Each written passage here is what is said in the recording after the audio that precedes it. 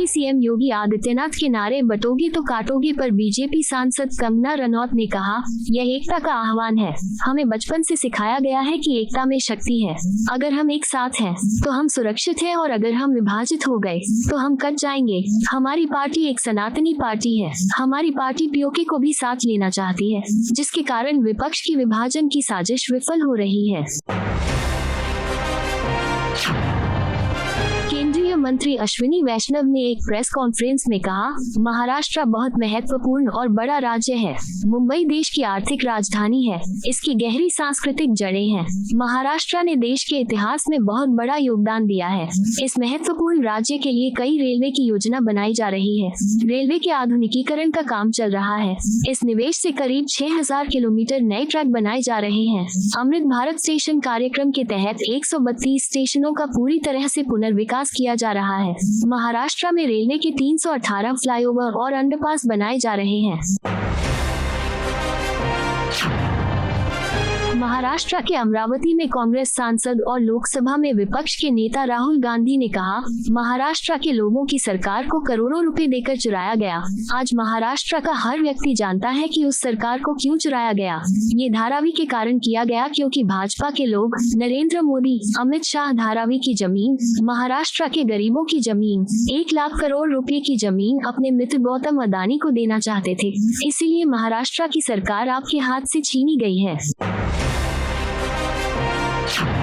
14 देशों के राजदूतों, उच्चायुक्तों और मिशन प्रमुखों के साथ कई अन्य राजनयिकों ने कोणार्क स्थित सूर्य मंदिर के दर्शन किए।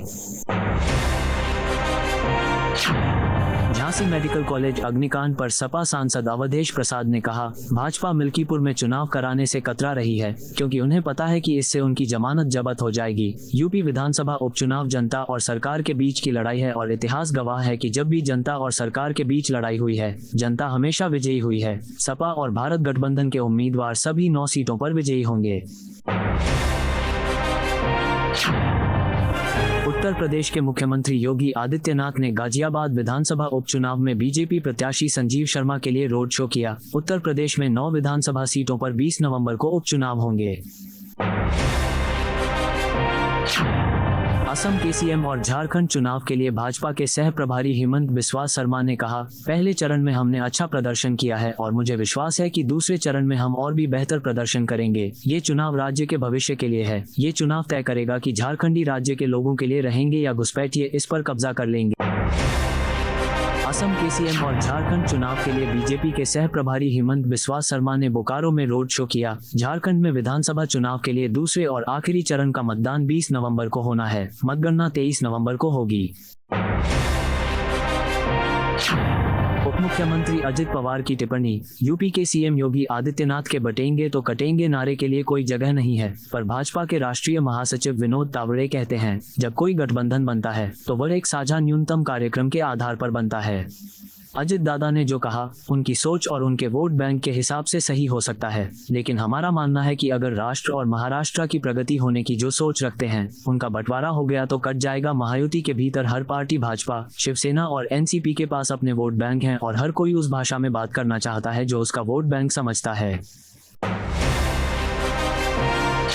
कर्नाटक के सीएम सिद्धारमैया ने महाराष्ट्र चुनाव पर कहा, मुझे उम्मीद है कि महाविकास आघाड़ी बहुमत से सीटें जीतेगी और महाराष्ट्र में एनडीए की सरकार बनेगी। महाराष्ट्र सरकार ने एक विज्ञापन दिया है कि कर्नाटक सरकार ने 5 गारंटी योजनाओं को लागू नहीं किया है। वास्तव में हमने सभी 5 गारंटी योजनाओं को लागू किया है। हमने पहली कैबिनेट पर ही 56,000 करोड़ रुपए खर्च किए हैं। हम 20 मई 2023 को सत्ता में आए और पहली कैबिनेट बैठक में ही हमने सभी 5 योजनाओं को लागू कर दिया। आपको यह वीडियो पसंद आया हो तो इसे लाइक करें, हमारे चैनल को सब्सक्राइब करें।